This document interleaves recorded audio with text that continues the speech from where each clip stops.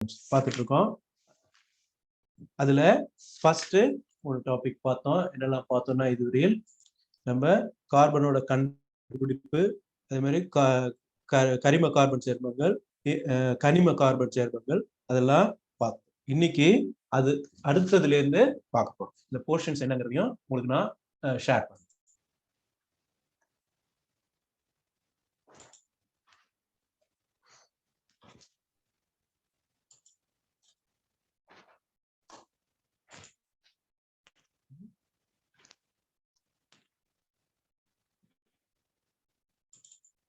First English மீடியத்துக்கு காட்டுறேன், அதுக்கப்புறம் தமிழ் மீடியத்துக்கு காட்டுறேன். ஸோ இதுதான் வந்து உங்களுடைய கார்பன் வரும்.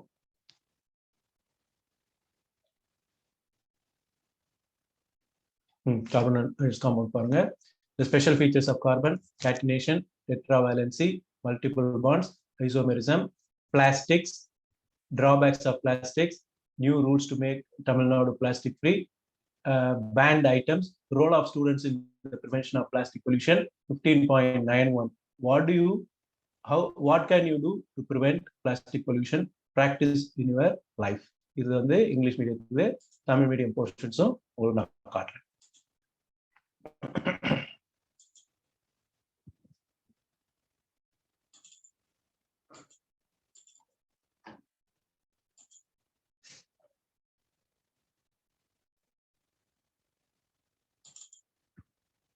இதுதான் வந்து தமிழ் மீடியம் போர்ஷன்.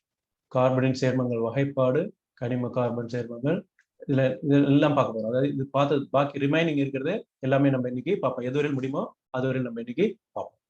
சரி, let us go into the lesson. இன்னைக்கு நம்ம பார்க்க போறது இது ரொம்ப ஒரு முக்கியமான ஒரு டாபிக். இது it's a very interesting topic. நீங்க டிகிரி லெவல்ல போனீங்கனாலும் ஆர்கானிக் கெமிஸ்ட்ரியில இது ஒரு ரொம்ப இன்ட்ரெஸ்டிங்கான டாபிக். இது என்னன்னு கேட்டீங்கன்னா, நான்முக பிணைப்பு, அதாவது டெட்ராவேலன்சி ஆஃப் கார்பன். டெட்ராவேலன்சி ஆஃப் கார்பன் அப்படிங்கிறத பத்தி நம்ம பார்க்க போறோம். இது வந்து ஒரு ரொம்ப சிம்பிள் கான்செப்ட்.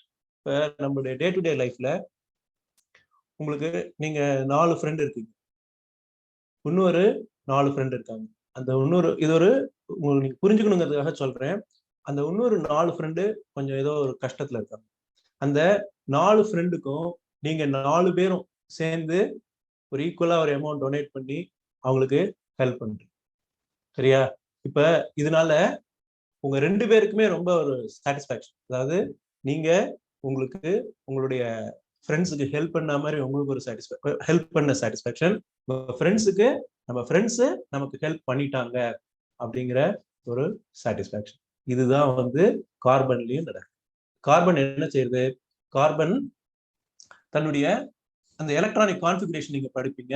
கார்பனுடைய அவுட்டர் மோஸ்ட் ஆர்பிட்ல எவ்வளவு இருக்குன்னா 4 எலக்ட்ரான் இருக்கு. அந்த 4 எலக்ட்ரானும் அது இன்னொரு 4 எலக்ட்ரானோட ஷேர் பண்ணி, அப்பதான் என்ன ஆகும்னா அது ஒரு ஸ்டேபிள் கான்ஃபிகரேஷன், அது நெக்ஸ்ட் நியரஸ்ட் இனர்ட் கேஸ்னுடைய கான்ஃபிகரேஷன் அட்டைன் பண்ணும். அதாவது இந்த 4ஆ இருந்தா அன்ஸ்டேபிளா இருக்கும். அந்த 4 இன்னொரு 4 எலக்ட்ரானோட சேர்ந்து ஒரு காம்பவுண்ட் ஃபார்ம் ஆகும். அப்படி ஃபார்ம் ஆகும் பொழுது அந்த கார்பன் அந்த மாலிக்யூல் ஸ்டேபிளா இருக்கும், இன்னொரு நியூ காம்பவுண்ட் ஃபார்ம் ஆகும். இதுதான் வந்து டெட்ராவேலன்சி ஆஃப் கார்பன். இது வந்து ரொம்ப ஒரு முக்கியமான பண்பு.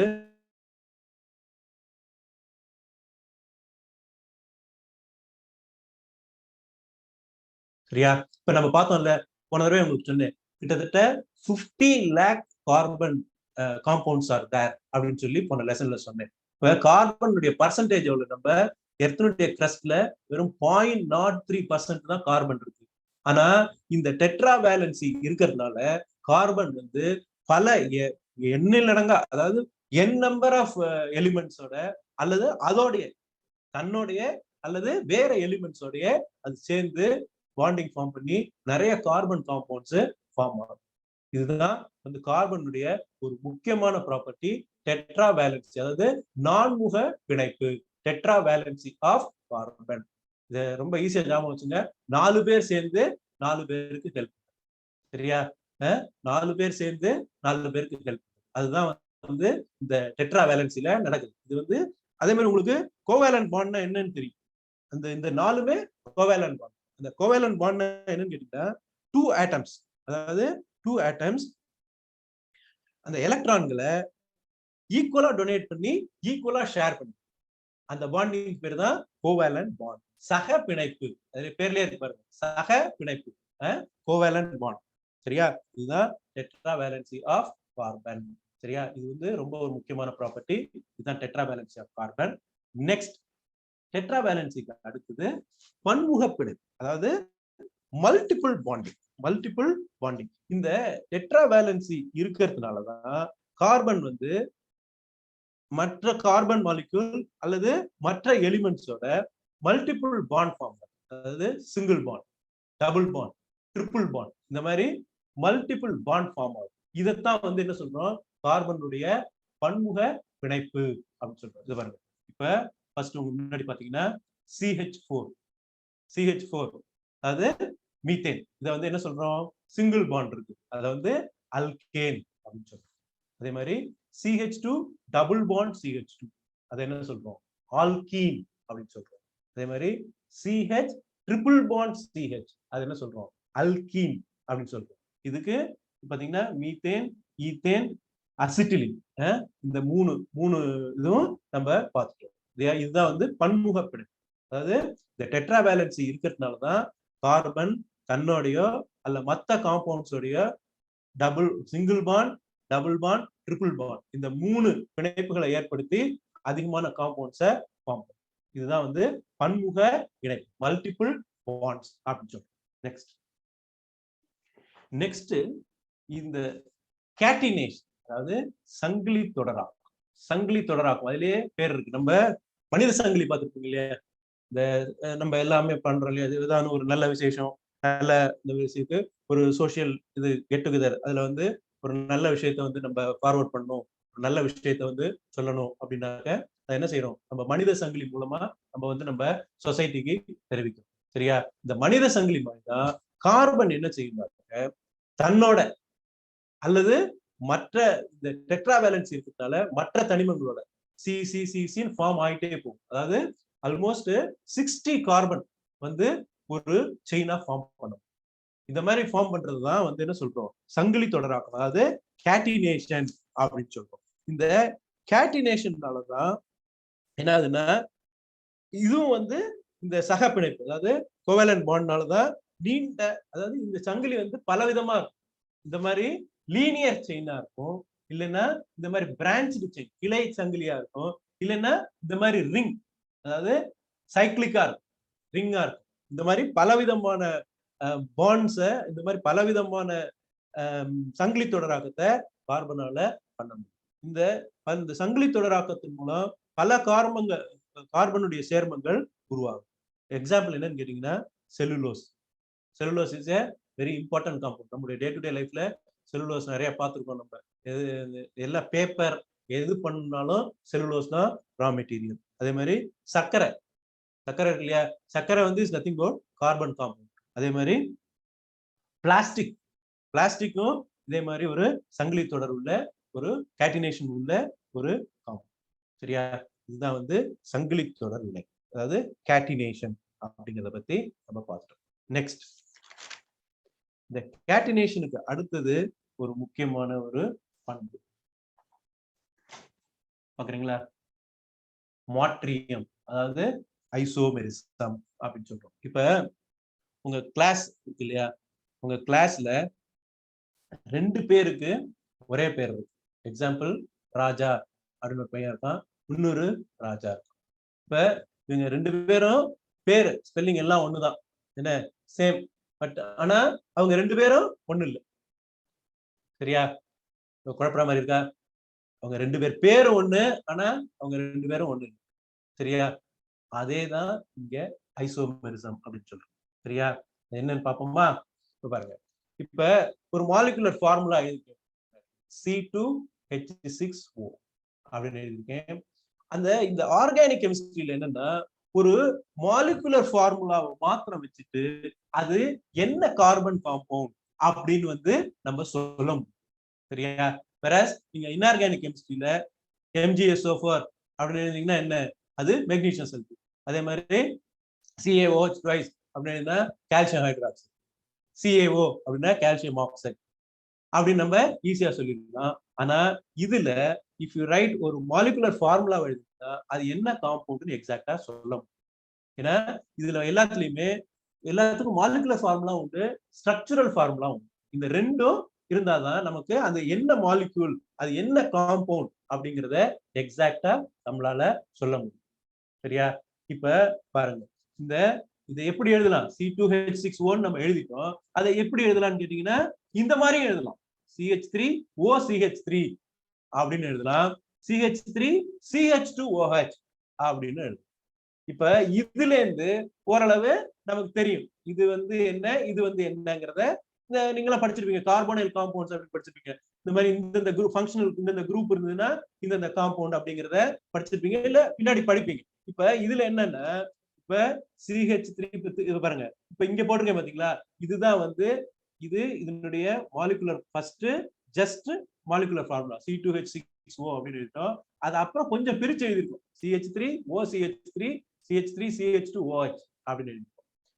அதுக்கப்புறம் என்ன பண்ணிருக்கோம், அதனுடைய ஸ்ட்ரக்சர் போட்டு, அந்த ஸ்ட்ரக்சரை போடும்போது பாத்தீங்கன்னா CH3OCH3 அப்படின்னு போடுறோம். அப்ப இத பாத்தீங்கன்னா இது ஒரு ஈத்தர். CH3CH2OH அப்படிங்கிறது எத்தில் ஆல்கஹால். சரியா? இப்ப பாருங்க, ஒரே ஃபார்முலா, இப்ப ரெண்டு காம்பவுண்ட். சரியா? இப்ப இதை எப்படி டிஃபைன் பண்ணலாம்? இப்ப ஒரே molecular formula but different structural formula. அதாவது தமிழ்ல சொல்றேன்னா, ஒரே மூலக்கூறு வாய்ப்பாட்டையும் வேறுபட்ட கட்டமைப்பையும் ஒரு கரிமச் சேர்மம் கொண்டிருந்தால் அந்த நிகழ்வினை என்ன சொல்றோம்? மாற்றியம். அதே மாதிரி இங்கிலீஷ்ல சொன்னா same molecular formula may exhibit different structural arrangement is called isomerism. Same molecular formula but different structural formula arrangement is called isomerism. இதுதான் மாற்றியம், ஐசோமெரிசம் அப்படிங்கிறத பத்தி உங்களுக்கு உள்ள பாடம். இது ஐசோமர்ஸ் அப்படின்னு பத்தி நீங்க மேல் வகுப்புகள்ல நிறைய படும். சரியா? இதுதான் பேசிக்ஸ். ஞாபகம் வச்சு, இது எப்படி ஞாபகம் வச்சுக்கீங்கன்னா, கிளாஸ்ல ஒரே பேர்ல ரெண்டு பையன் இருக்கான், ஆனா ரெண்டு பேரும் ஒரே மாதிரி இல்லை. அவங்களோட என்ன சொல்றது, கேரக்டரிஸ்டிக்ஸ் எல்லாம் வேற மாதிரி இருக்கு. உங்களுடைய இவன் ஒரு பையன் நல்ல ராஜாங்கிற பேர்ல ரெண்டு பையன் இருந்தா, ஒரு பையனுடைய குட்டையா கருப்பா இருப்பான், மொத்தம் நெட்டையா சிவப்பா இருப்பான். இந்த மாதிரி அவனுடைய குணாதிசயங்கள்ல மாறுறது. சரியா? இதுதான் ஐசோமெரிசம், மாற்றியம் அப்படின்னு சொல்றோம். சரியா? Next, what are plastics? பிளாஸ்டிக்ஸ்னா என்ன அப்படிங்கறத பத்தி பார்ப்போம். பிளாஸ்டிக்னா என்ன? பிளாஸ்டிக் தான் இந்த கேட்டினேஷன்ல இருக்கிற ஒரு மேஜர் கார்பன் காம்பவுண்ட். சங்கிலி தொடராக்கத்தினால ஒரு மேஜர் ஆர்கானிக் காம்பவுண்ட். அந்த கார்பன் இந்த பிளாஸ்டிக் எதுல இருந்து பண்றாங்கன்னா, long chain organic compounds called polymer resins. Polymer resins அப்படிங்கிறதுல இருந்து வேறு பல கெமிக்கல்ஸை ஆட் பண்ணி இந்த மாதிரி பல வேதி சேர்மங்கள், பல விதமான கெமிக்கல்ஸ் அதை ஆட் பண்ணி இந்த மாதிரி பெரிய லாங் கேட்டினேட்டட் செயின்ஸ் உள்ள ஒரு காம்பவுண்ட் தான் பிளாஸ்டிக். சரியா? மேஜர் கேட்டினேட்டட் கார்பன் காம்பவுண்ட், சங்கிலி தொடராக்கத்தினால கரிம சேர்மங்கள். சரியா? அதெல்லாம் எதுல இருந்து பண்றாங்கன்னா, they are made from the long chain organic compounds called polymer resins with addition of other chemicals. இதனாலதான் பிளாஸ்டிக் தான் உருவாக்குறாங்க. இந்த பாலிமர் ரெசின்ஸோட பலவிதமான கெமிக்கல் அடிட்டிவ்ஸை சேர்த்து பிளாஸ்டிக் உருவாக்குறாங்க. இதுதான் பிளாஸ்டிக் எப்படி உருவாக்குறாங்க அப்படிங்கறத பத்தி உங்களுக்கு இதுல கொடுத்துருக்காங்க, உங்க லெசன்ல கொடுத்துருக்காங்க. அடுத்தது நெக்ஸ்ட், தமிழ்நாட்டுல நெகிழியை ஒழிக்க என்னென்ன விதிமுறைகள்? சரியா? என்னென்ன விதிமுறைகள்? அதாவது உங்களுக்கு எல்லாருக்குமே தெரியும், அதாவது உங்களோட ரோல் இதுல பின்னாடி படிப்பீங்க. இதுல as a student what is your role to control plastic pollution? உங்களோட ரோல் என்ன, ஒரு மாணவர்களுடைய இதனுடைய பங்களிப்பு என்ன அப்படிங்கிறத பத்தி படிப்பீங்க.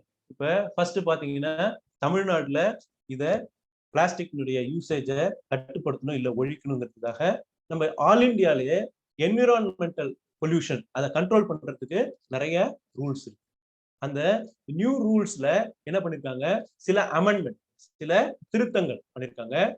அந்த அதுல என்ன சொல்றாங்கன்னா, government has taken steps to ban some kind of plastic. சில டைப் ஆஃப் பிளாஸ்டிக்ஸை பேன் பண்றதுக்கு இந்த இந்த சட்டத்தை மேற்கோள் காட்டி, அதாவது 1988 இந்த விதி இருக்கு இல்லையா, என்விரான்மெண்டல் பொல்யூஷன் ஆக்ட், அதை மேற்கோள் காட்டி சில பொருள்களை கம்ப்ளீட்டா பேன் பண்ண. அது என்னன்னு கேட்டீங்கன்னா, ஃப்ரம் 1 January 2019 ஒரு தடவை யூஸ் பண்ற பிளாஸ்டிக் இருக்கு இல்லையா, நம்ம ஒரு தடவை யூஸ் பண்ற எல்லா பிளாஸ்டிக், த்ரோஅவே பிளாஸ்டிக்கையும் கம்ப்ளீட்டா பேன் பண்ண. அது பேன் பண்றது மாத்திரம் இல்ல, அதனுடைய மேனுஃபேக்சரிங், அதனுடைய டிரான்ஸ்போர்ட் பண்றது, அதனுடைய டிரான்ஸ்போர்ட் பண்றது, அது எல்லாத்தையுமே பேன் பண்ணிட்டாங்க. அது வந்து எதுவுமே பண்ணக்கூடாது. அது போட்டா முனிசிபல் அத்தாரிட்டிஸ் வந்து பிடிச்சாங்கன்னா ஃபைன் போடும். ஸோ இதுதான் வந்து பிளாஸ்டிக் ஒழிக்கிறதுக்கு ஃபர்ஸ்ட் தமிழ்நாடுல 2019 இந்த மாதிரி ஒரு act, first time, one time using any item, அதை கம்ப்ளீட்டா பேன் பண்ணிட்டாங்க. சரியா, இது ஒரு ஃபர்ஸ்ட் என்ன சொல்றது, ஒரு பிகினிங். சரியா, இப்ப என்னென்ன பொருள்கள்லாம் தடை செய்யப்பட்ட பொருள்கள், which are all the products which are banned அப்படிங்கறத பார்ப்போம். which are all the things banned அத பார்ப்போம்.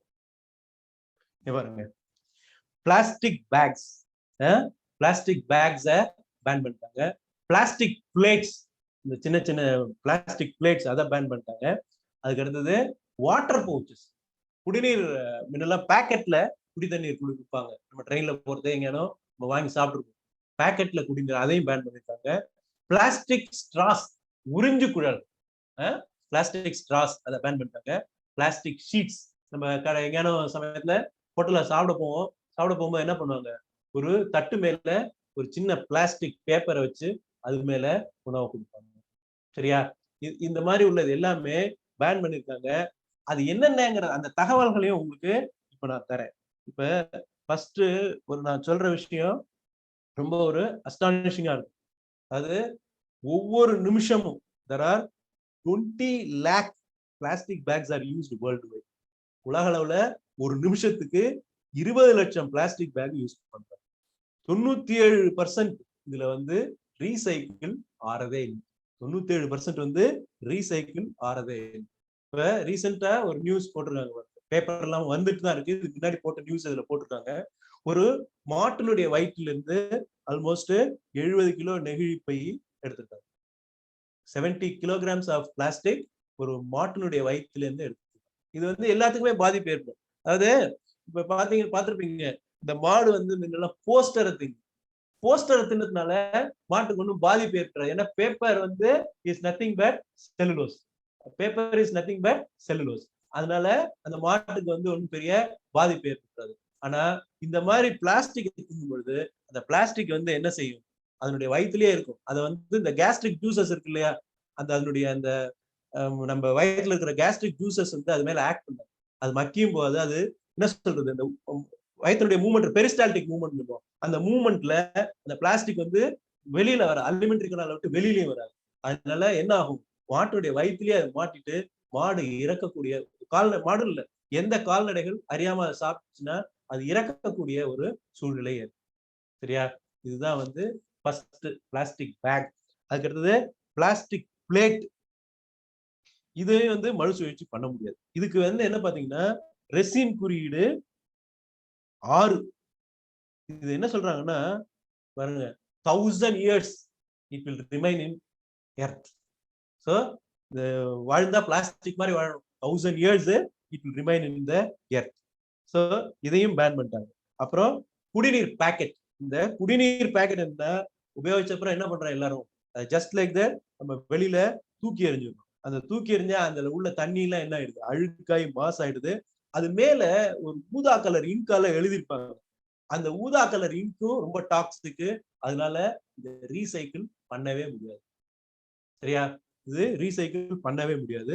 அதே மாதிரி ஸ்ட்ரா, உறிஞ்சு குழாய்கள். நம்ம எல்லா இடத்துலயும் போய் கூல்ட்ரிங்க் குடிக்கிறோம், ஆனா அது எவ்வளவு பெரிய பாதிப்பை ஏற்படுத்துறதுங்கிறத நீங்க இப்ப நான் சொல்லக்கூடிய தகவல் உங்களுக்கு ரொம்ப அதிர்ச்சியா இருக்கும். அதாவது இது எங்க போறது, கடைசியில எல்லாத்தையும் எங்க விட்டுறோம், ஆத்துல விட்டு எல்லாத்தையும் என்ன பண்றோம், கடல்ல விட்டுறோம். சரியா? இந்த எல்லா எஃப்ளூயன்ஸ் எல்லாமே எங்க விட்டுறோம், கடல்ல விட்டுறோம். இந்த கடல்ல விடும் பொழுது அந்த 90% ஆஃப் த ஓஷன் பொல்யூஷன் இருக்கு இல்லையா, அதுக்கு இதுதான் இந்த பொல்யூஷனுக்கு ரொம்ப ஒரு மேஜர் ரோல் வந்து இந்த உறிஞ்சு குழாய்கள். அதே மாதிரி 90% பறவைகள், மரைன்ல வந்து இந்த மீன் பிடிக்கிறது பறவைகள், ஏதாவது பறவைகள் இருக்கு இல்லையா, அந்த 90% ஆஃப் த பேர்ட்ஸ் வந்து பை மிஸ்டேக் வந்து இந்த என்ன சொல்றது, இந்த ஸ்ட்ராவை தின்னுடுது. அதனால ஒரு மிகப்பெரிய பாதிப்பு இந்த பறவைகளுக்கு ஏற்படும். சரியா? அதனால இதை நம்ம தவிர்க்கணும். அதுக்கு அடுத்தது நெகிழித்தாள்கள். நீங்க எல்லாருமே பார்த்திருப்பீங்க, நம்ம எல்லாரும் சாப்பிட்டு, நானே சாப்பிட்டுருக்கேன். அதை பார்த்தா என்ன பண்ணுவாங்க, அது மேல சூட்டோடையோ அதிக சூடாவோ அல்லது நிறைய இந்த மாதிரி எண்ணெய் மசாலா அதோட போட்டு அந்த பேப்பர் மேல வச்சாங்கன்னு வச்சுங்க, அது ரொம்ப நமக்கு டாக்ஸிக். அது வந்து அந்த அந்த அதுல உள்ள கெமிக்கல்ஸ் என்ன ஆகும், அதோட சேர்ந்து மனிதனோட வயத்துக்குள்ள போயிடும். நம்ம சாப்பிடுற உணவு நம்ம வயத்துக்குள்ள போய் நமக்கு ஒரு பெரிய பாதிப்புகளை உண்டாகும். இந்த அளவுக்கு பிளாஸ்டிக்கோட தாக்கம், பிளாஸ்டிக்னுடைய பொல்யூஷனால இந்த அளவுக்கு பாதிப்பு இருக்கு. அதனால இது எல்லாத்தையும் களைவது யாருடைய கடமை, நம்ம எல்லாரோட கடமை. It is entire society. நம்ம we have to fight against the usage of plastic. And நம்ம எல்லாருமே ரொம்ப ரொம்ப ரேஷனலா இருக்கும். நம்மளே வந்து ஃபர்ஸ்ட் ஒரு சுய கட்டுப்பாட்டோட ஒரு கடைக்கு போனா நம்மளே பை எடுத்து போகணும். அந்த மாதிரி ஒரு நல்ல குட் ஹேபிட்ஸை self imposed, everything to be self இம்போஸ்டா இருக்கும். சரியா? இதுதான் வந்து தடை செய்யப்பட்ட பொருள்கள் பத்தின உங்களுக்கு ஒரு தகவல். சரியா? அடுத்து இந்த மாதிரி நெகிழி பயன்பாட்டை எப்படி தவிர்க்கலாம், இது என்னெல்லாம் பண்ணா தவிர்க்கலாம், எப்படி பண்ணா தவிர்க்கலாம், அத மெயினா என்ன பண்ணணும்னா நெகிழி பயன்பாட்டுல எவ்வாறு தவிர்க்கலாம், அத உங்களோட scientific knowledge, share your knowledge. உங்களுக்கு தெரிஞ்ச உங்க ஒருத்தவங்க யூஸ் பண்றாங்க, இல்ல உங்க வீட்லயே யூஸ் பண்றாங்கன்னா இது வேண்டாம், இதனுடைய பாதகங்கள் நிறைய இருக்கு அப்படின்னு சொல்லி உங்களுக்கு இதை பத்தி என்னென்னலாம் தெரியும். ஃபார் எக்ஸாம்பிள் வந்து அந்த ரெசின் குறியீடு, அந்த பேஸ்ட் ஆன் ரெசின் குறியீடு இதெல்லாம் யூஸ் பண்ணலாம், இதெல்லாம் யூஸ் பண்ணக்கூடாது அப்படிங்கிறத நீங்க சொல்லலாம். அதான் அடுத்து கொடுப்பாங்க, educate people to know about your resin code. Resin கோட பாருங்க, பார்த்துட்டு அந்த ரெசின் கோடு யூஸ் பண்ணக்கூடிய கோடா, யூஸ் பண்ணக்கூடிய பிளாஸ்டிக்கா, அல்ல யூஸ் பண்ணக்கூடாத பிளாஸ்டிக்கா அப்படிங்கிறத சொல்லுங்க. அப்புறம் educate about the new rules. இப்ப இன்னைக்கு புதுசா இன்னைக்கு சொன்னேன் இல்லையா, இந்த 1988 வருட இந்த ரூல் அமெண்ட் பண்ணி இப்ப 2019ல இருந்து என்ன பண்ணாங்க, ஒன் டைம் யூஸ் பண்ற பிளாஸ்டிக்கை பேன் பண்ண சொன்னாங்க இல்லையா. அது எல்லாமே நீங்க சொல்லுங்க, எல்லாருக்கும் நீங்க எடுத்து சொல்லுங்க. இதெல்லாம் பண்றதுனால நம்ம நெகிழியுடைய பயன்பாட்டை தவிர்க்கலாம். சரியா? அடுத்து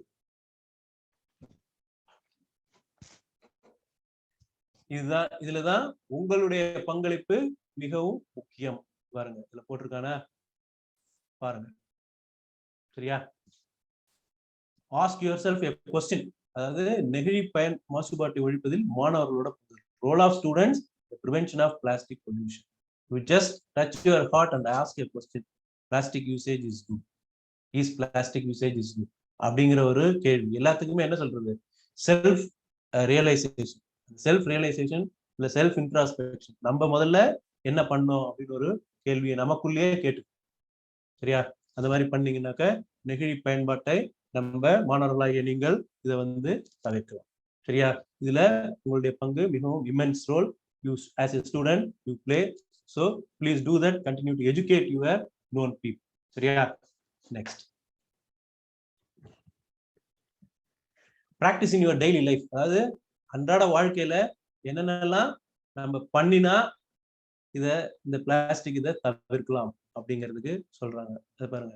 first, avoid throwing it away. வீசி எறிவதை தவிர்க்கணும். சரியா? சரியா? அடுத்தது, don't use thermocol. Thermocol is one of the most dangerous pollutant. அதனுடைய ரெசின் கோடு 6 என்னமோ இருக்கு, அதை யூஸ் பண்ணக்கூடாது. சரியா? உங்களோட ப்ராஜெக்ட் ஒர்க்கு அது எல்லா விதத்திலையும் thermocol don't use. Avoid one time use plastic. ஒரு முறை பயன்படுத்தும் பிளாஸ்டிக்கை கம்ப்ளீட்டா அவாய்ட் பண்ணுங்க. அதே மாதிரி அவாய்ட் பேர்னிங் பிளாஸ்டிக். பிளாஸ்டிக்கை you should not burn at all.